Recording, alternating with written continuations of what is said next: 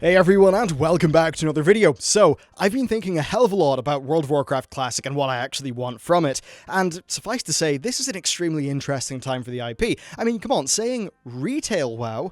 That's going to be a pointless statement soon. Both Classic and, I suppose, Modern will be retail WoW.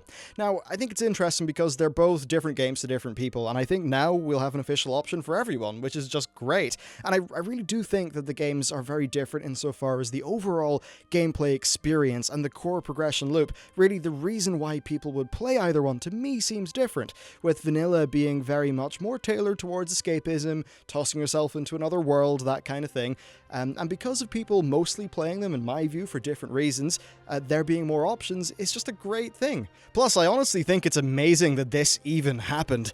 I mean, how often do campaigns like this actually lead to anything at all? The truth of it is that a bunch of really passionate people got together and they ended up getting a massive corporation to embark on a really big new project.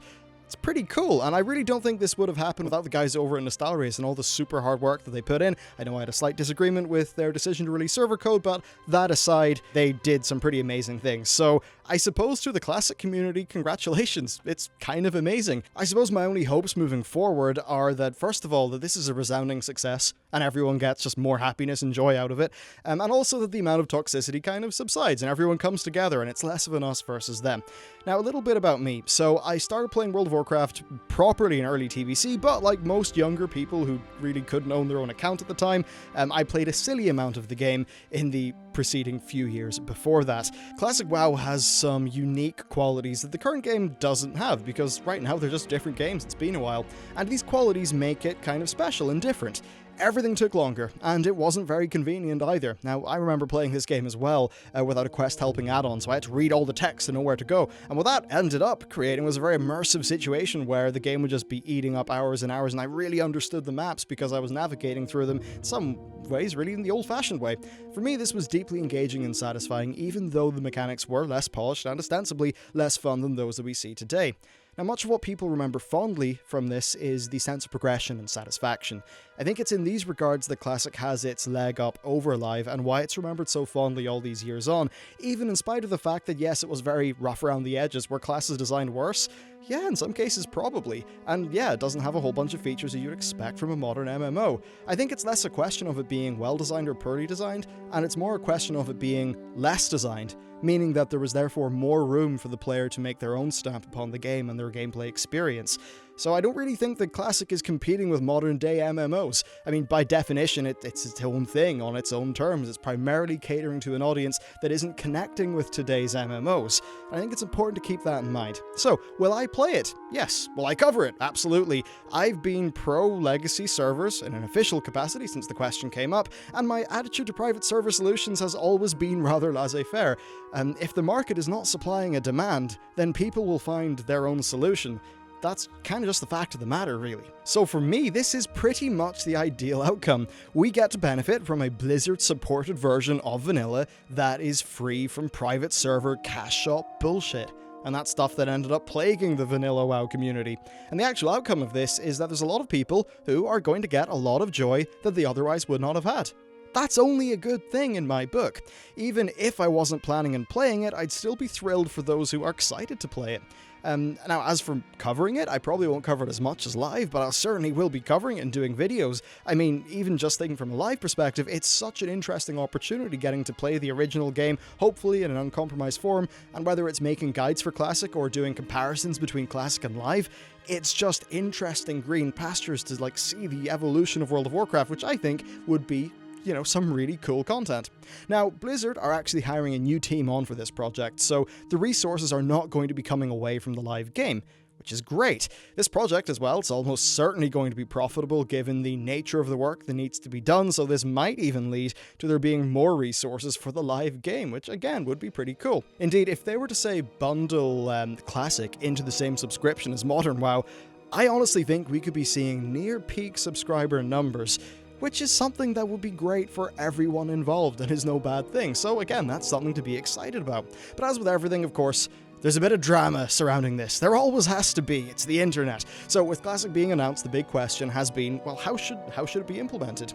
Should they change things? Should they add quality of life improvements? Many people think it's a good idea to add a whole bunch of the modern quality of life things, such as LFD and AoE looting, and while I 100% understand why you might really want that, and do really want that, I think Jeff Kaplan does explain the hidden cost of those systems quite well, and we'll get onto that in a bit. Now, my stance is that Classic WoW, if it wants to be vanilla WoW, it should be vanilla WoW. It shouldn't be something in between. I think they should fix the bugs and make it a better, more stable product. Now this, for me, does not mean following the patch cycle exactly. Arbitrarily waiting months for a bug fix, that doesn't seem like a great idea. But what I don't want is changes to the content or quality of life stuff. I don't want prices to be changed, mount acquisition levels to be changed, any of that. I recognize that while this seems to be the most common standpoint, it's by no means the only standpoint, and I completely understand disagreeing with me on this. So I guess here's my take on it expanded with a few examples. The first one, earning your mount back in the day. That was a deeply satisfying thing. I vividly remember the first time I used my friend's mount in-game, and I really remember the first time I got my own, even all these years later. As in, I remember the exact damn journey I made in that thing out of the stable. That's how much of a monumental event this was in early World of Warcraft gameplay. I remember going into school the next few days, completely beaming, happy about it. Making a mount be, say, cheap and available from level 20, that would really hurt a part of what made vanilla WoW what it is. I'm not saying anything should be changed in Legion based on any of this stuff, I mean purely from the vanilla perspective, and I think overall that mount analogy is a pretty good one for the general Classic experience. And while this might seem paradoxical, sometimes things which are on paper better designed can lead to less player ownership in their achievements. Old WoW was extremely rough around the edges. It was less tightly designed, less tightly tuned. A lot of classes and specs, let's be honest, they were rubbish in some ways, but what this ended up doing is leaving a lot of the work to the players, which led to more ownership over your success and a really deep engagement. Now, here's what's important though. This was in 2004 to 2006, a very different time in gaming where there were very different expectations. While expectations have shifted over time, I think there is room for a product like Classic on the market, especially since it's not competing with like for like with modern offerings. It does seem to be that there very much is an audience specifically for Classic WoW, and that seems to be, in my view, what this product should be catering towards. I don't think it should be a remastering of Classic WoW, though to be honest, if that ever did come out, I'd probably be interested in it. But for me, I don't think that's what WoW Classic really is, or I don't think it's what most people want.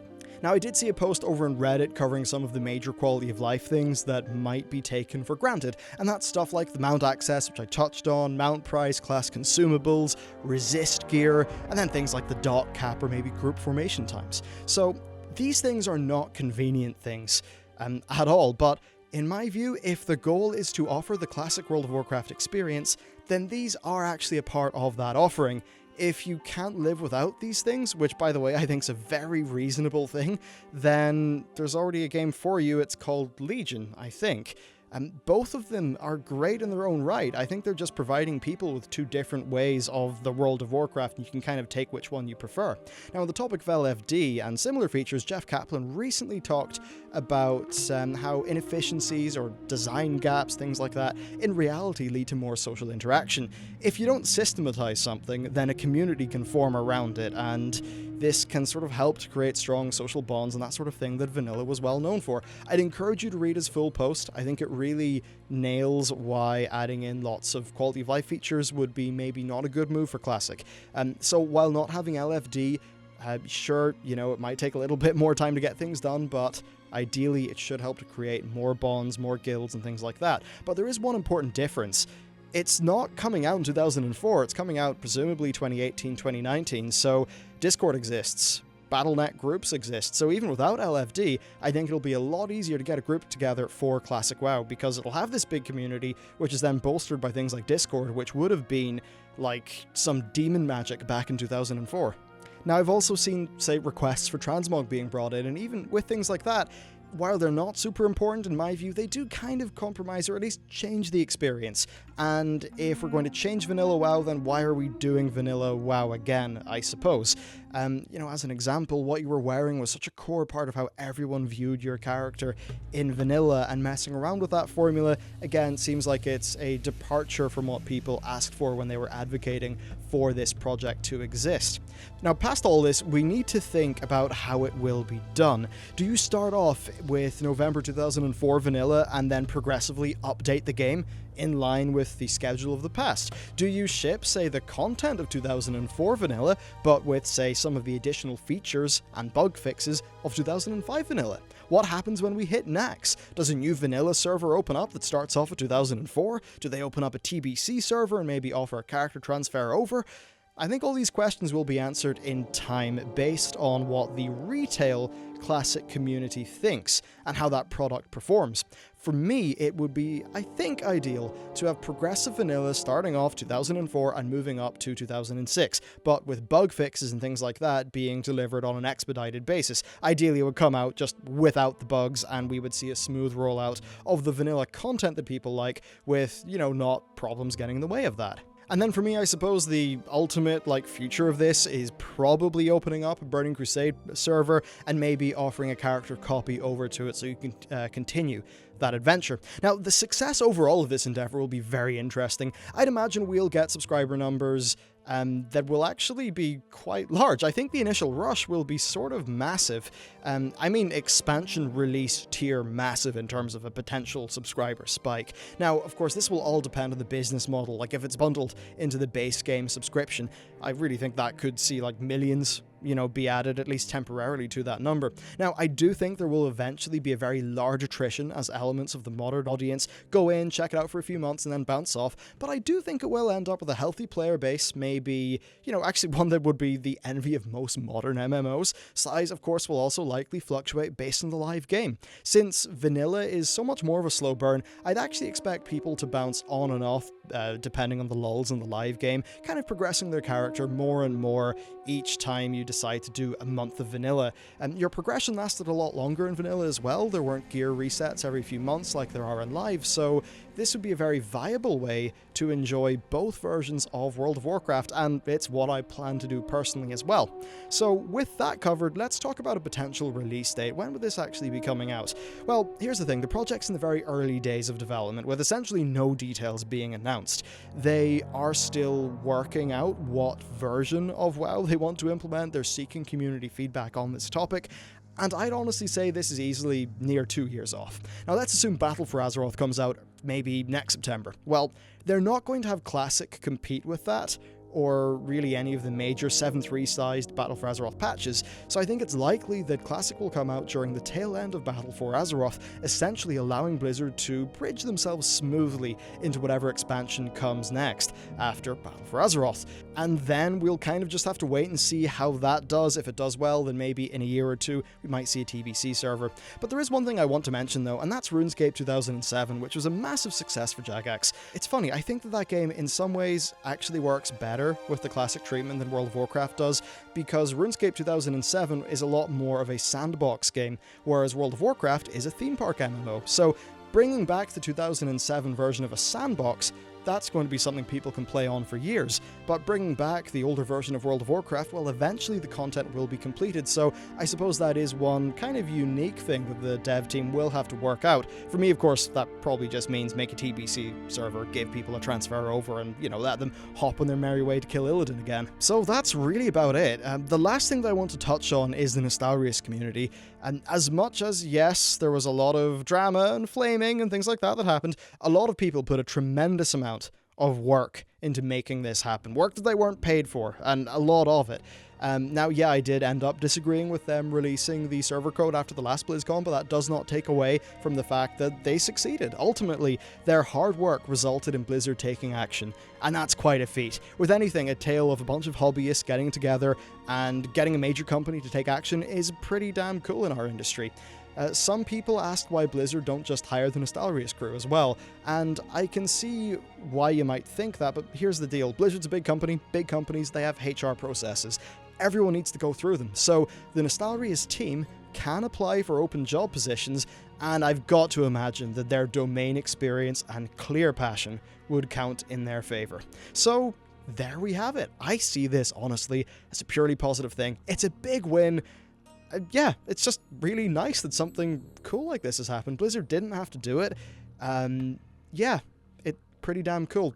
I guess that's the core takeaway from me. I honestly didn't expect to see this at BlizzCon, and I was just really damn happy and surprised whenever I saw it. So there you go. I'm very keen to hear what your thoughts are on what version of vanilla WoW should actually be shipped. Should there be quality of life changes? Should there be just bug fixes? I'm kind of keen to hear what you think about that, especially if you're someone who, I guess, either did or did not play Classic. It would be kind of cool to see what the different perspectives are. But that's it from me. Thank you very much for watching this video, and I'll see you next time.